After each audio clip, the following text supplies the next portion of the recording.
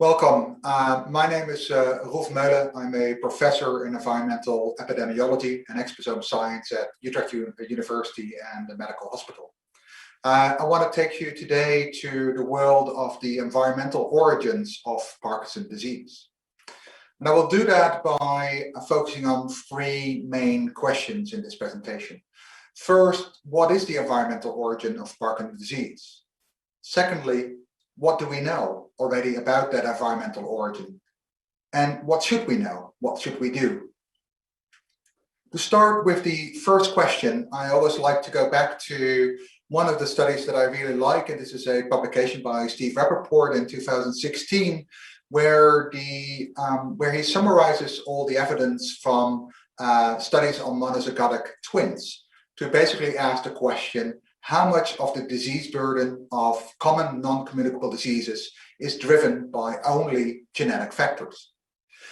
This you can see in this picture, where on the axis here we have the population attributable fraction, which means how much can be explained of the disease burden by that specific component, in this case genetics.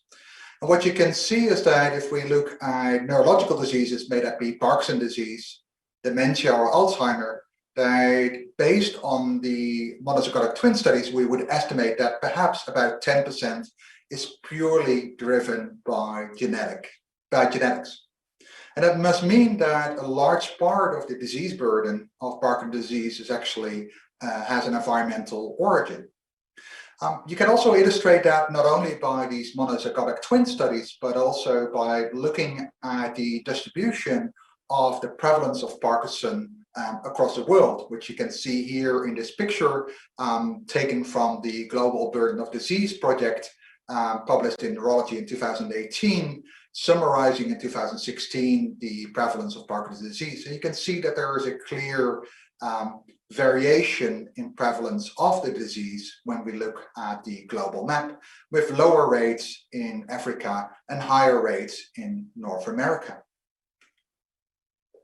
But what is also important to realize is that these rates that we see, which are spatially variable, are also temporally variable. They vary over time, an indication that there are environmental drivers. And so what you can see here is the annual change in prevalence of Parkinson's disease between 1990 and 2006, expressed as DALYs, so that's disability adjusted life years per 100,000 inhabitants. And again, what you can see here is that almost globally across the world, we can see that the rate of Parkinson's disease is increasing over time between 1990 and 2016, where we can see that the crude prevalence of the disease increased by 74%. And one could argue that that's not an environmental factor, but it's simply a reflection of aging of the population. But when you standardize that by age, we can still see that there is about a 21% increase in prevalence between 1990 and 2016. Again, a piece of the puzzle that would indicate that indeed the rates of Parkinson's or the occurrence of Parkinson's disease are driven by environmental factors. The other indication that it's driven by environmental factors is actually shown here from that same publication, where we can see that the rate of disease, again, here indicated as the age standardized disability adjusted life years, that when we look at that by social demographic index, we can see that there is both within areas in the world, this is the sub-Saharan Africa, we can see the Western world more in green here, that within those countries, we can see that there is variability by socio-demographic variables, but also between countries. So all this data together, that we see that the twin studies would indicate about a 10% purely genetic risk of Parkinson's disease, the fact that it is spatially variable across the world, the fact that it actually changes within a very short time frame, which we would not expect the genetics of the population to change, and the fact that these rates of occurrence of Parkinson's disease are related to socio-demographic factors, would all indicate that indeed environmental exposures, environmental drivers are important for Parkinson's disease. When we look at the equation of life, as I like to call it, then of course phenotype, the diseases or health status that we observe in the population, is basically an equation of genetics plus environmental factors plus genetics times environmental factors. And if we have to rewrite this equation for Parkinson's disease, it would actually look like this, where Parkinson's disease has a genetic component, but environment is really important. But of course, we still have to realize that genetics is still very important in our individual relationship, how we actually react to environmental factors. And that is actually encompasses here in the G by E interaction, that we know that not everybody has the same reaction to an environmental stressor.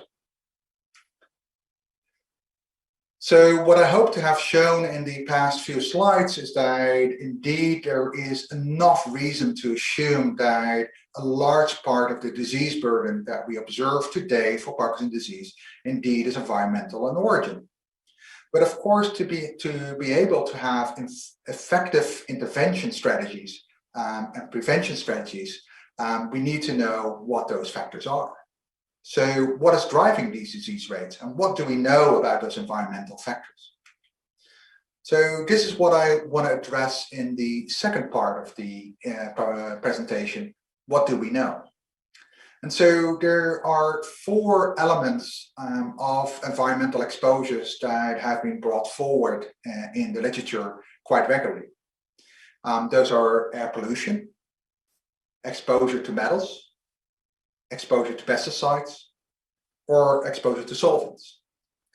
So in the next few slides, I would like to go through what do we know about these different pollutants and how sure are we that they are linked to Parkinson's disease. This is a publication of Han et al. That was recently published, in which they summarized the literature on air pollution versus Parkinson's disease till about the year 2018 by summarizing the evidence from different cohorts. What you see here on the left side are here the different studies for PM2.5. So these are air pollutants, particles less than 2.5 micrometers in diameter, or with NO2, nitrogen dioxide, which is another traffic-related air pollutant. What you can see on the right side of this picture are the different relative risks or hazard ratios that have come from these studies. A hazard ratio of 1 would indicate that there is no increased risk per 10 micrograms increase in PM2.5 in this case. But if it's higher than 1, we would say that there is a relationship between higher levels of air pollution and the occurrence of Parkinson's disease. What you can see from this picture is that when we look across all those studies and summarize the effect by what's called a random effects meta model, that there is a 10% increase or an 8% increase in risk per 10 micrograms of cube PM2.5 increase. But what's also notable is that there is quite a bit of heterogeneity between those studies. So not all studies actually give the same answer. And here in the case of PM2.5, this association is mostly driven by one study that was actually conducted in Denmark. When we look at NO2, we actually see a kind of similar observation with an increased risk of higher levels of air pollution with the occurrence of Parkinson's disease, with a non-statistical increase in risk of 3% per increase. So when we look at this data, we cannot really conclude at this moment that air pollution is for sure related to Parkinson's disease. There's quite a little bit of heterogeneity in the data. There is conflicting results, but the resulting evidence base might suggest that there might be something going on between air pollution and Parkinson's disease. We ourselves looked in this as well in 2019, and this is a publication by Rosario Toro that looked in our case control study on Parkinson's disease if Parkinson patients had higher levels of air pollution. I'm not presenting here the odds ratios from the study, but simply the average concentration units for PM10, which are particles less than 10 micrograms, PM2.5, NO2, and NOx, both traffic-related components, and PM2.5 absorbance, which basically soot more related to diesel exposure. But what you may appreciate is that there is no statistical difference between any of these pollutants between the cases and controls in this study. So this study is not supporting the relationship between air pollution and Parkinson's disease. As I said before, if we look at the whole evidence base to date, we can conclude that it's still heterogeneous and that we cannot exclude the fact that there is a relationship, neither can we exclude that there is not a relationship. When we look at occupational metal exposure in Parkinson's disease, I'm presenting you here a similar kind of summary as I showed for air pollution, but this was published by Gunnarsson and Bodin in 2019, where they summarized the studies that looked at occupational metal exposure, Parkinson's disease, showing here the 5 studies that were published on this topic. And again, when you look at this and calculate the average relative risk, you derive a 16% increased risk of 1.16 per exposed versus non-exposed across these different studies. But again, when we look at the I-squared, which is a measure of heterogeneity of the evidence base, we can see that there is a large proportion of variability between the study results, with some studies not showing increased risk and some studies showing an increased risk. So again, there might be the suggestion of a relationship between occupational metal exposure and Parkinson's disease, but it's not an overall association that is observed. However, when studies looked at more specific exposures, for instance, manganese and lead, a stronger signal has been observed, and therefore it is believed that manganese and lead might indeed be related to Parkinson's disease. Unfortunately, until now, we have not had prospective studies that prospectively looked at the metal concentrations in blood and related that to future risk of Parkinson's disease. And I will come back to that later in this presentation. When I move to the next category that I was indicated was on occupational pesticide exposure in Parkinson's disease. And what is the evidence there? Now, this evidence base is A, much larger, and B, much stronger than the previous evidence bases. What you see here is a figure from a publication that Van der Mark wrote, and we wrote in 2011 and published in EHP, where we show that for 39 studies, some of which studied both occupational and non-occupational pesticide exposure, and some focused only on occupational exposures.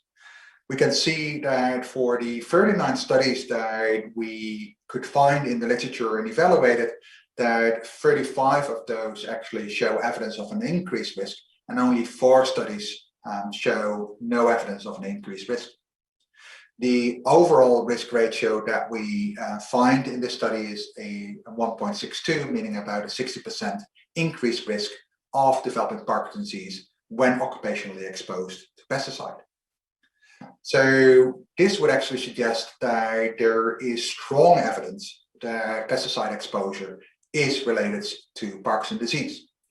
And that also means that some countries, like for instance France, have recognized Parkinson's disease among farmers as an occupational disease.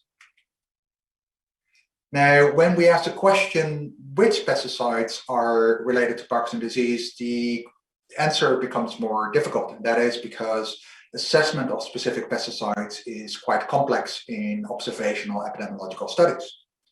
But studies that have looked at this and tried to come up with answers basically are suggesting 4 pesticides that might be related to Parkinson's disease, being Benamil, Lindane, Manap, and Paraquat. Now, the other question that is raised is if not only occupational pesticide exposure is related to Parkinson's disease, but if also residential exposure to pesticides might be related to the occurrence of Parkinson's disease.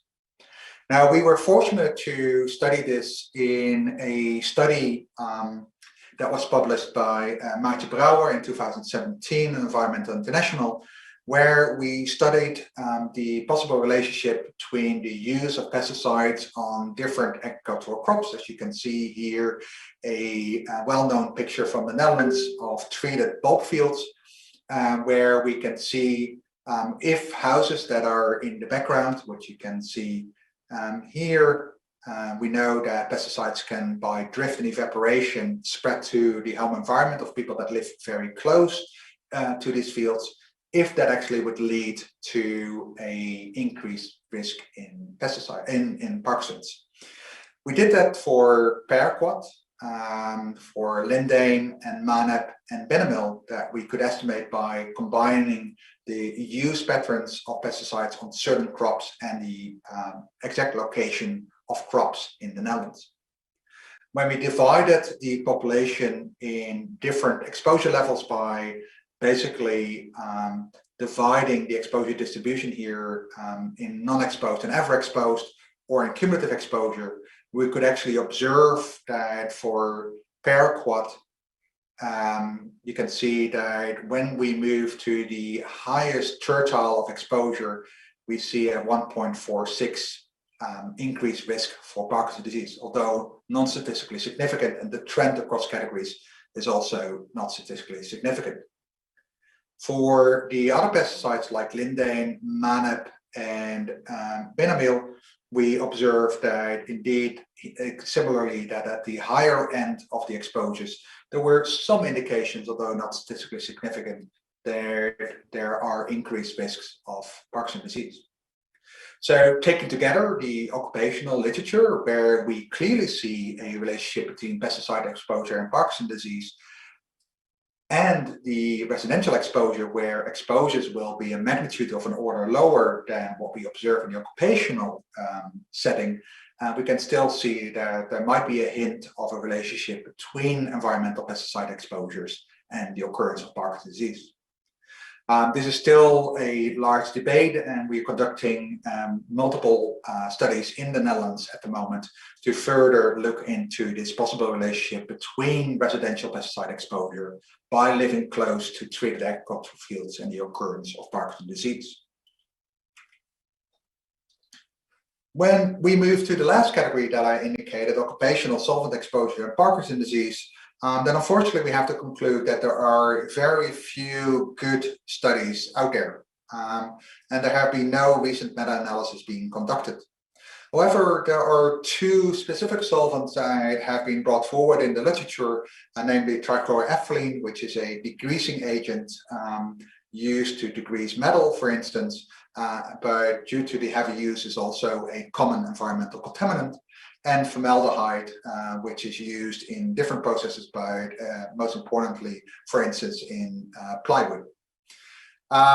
These two chemicals have been linked to the occurrence of Parkinson's disease. In the case of trichloroethylene, this is mostly based on small case series of the occurrence of Parkinson's disease in very specific settings.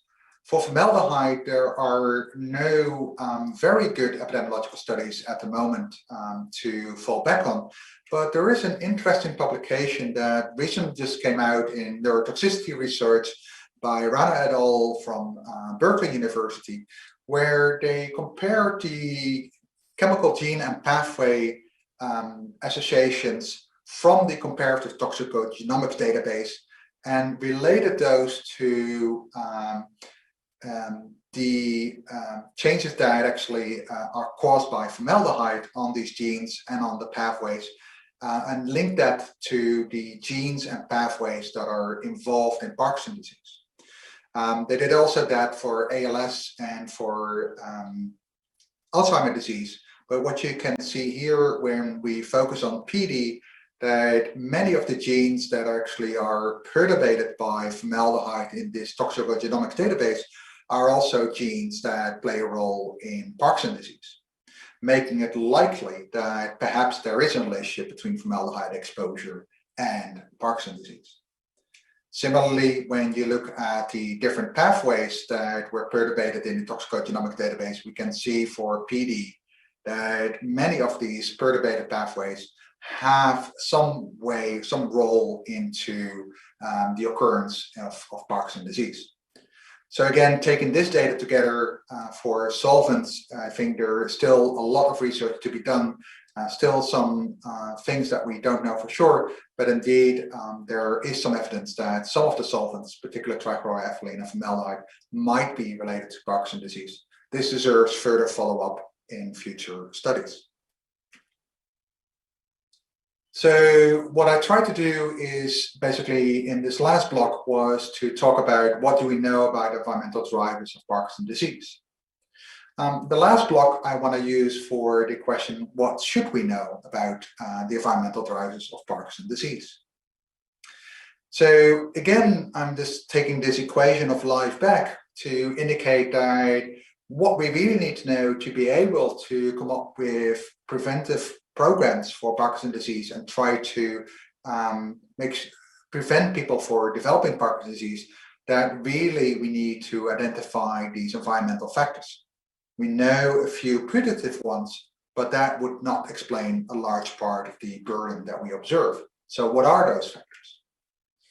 Now, the problem that we face when we do environmental research is that although one would recognize, and that's what I have shown in the first slide, that the environmental factors are hugely important for Parkinson's disease, much more so than the heritable fraction on itself, that the ability to measure the environment versus genetics is really disproportional. Where in genetics, I can actually scan the whole genome for polymorphisms that might be related to PD. And when we talk about environmental factors, we often can only study 1 or perhaps 10 factors that might be related to Parkinson's disease. So it's really difficult to answer the question of what are these environmental factors when we actually don't know what those environmental factors are. So myself and others have since about 10 years really taken this up and have propagated that we really think that it's time to have, akin to the Human Genome Project, the Human Exposome Project. And fortunately, last year, the European Union funded 100 million into the Human Exposome Network, which is trying, similar to genomics, to more broadly scan what the lifetime exposures are that people are exposed to with different technologies, that might be sensors, that might be biomonitoring, and relate those exposures over the lifetime to changes in the biological system by measuring the response at these different molecular levels, here indicated as the metabolome, the proteome, the transcriptome, and the epigenome, and relate that then to health phenotypes, in this case, Parkinson's disease.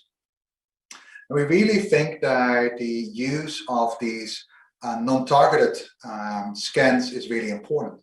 And why is that really important? Because what we argued in Science of 2020 is that this chemical world around us is very complex and vast. You just have to realize that a high proportion of the 140,000 chemicals and pesticides in commerce today have never really been adequately tested. And I would argue that one of the areas where testing is lacking mostly is actually on neurological pathways.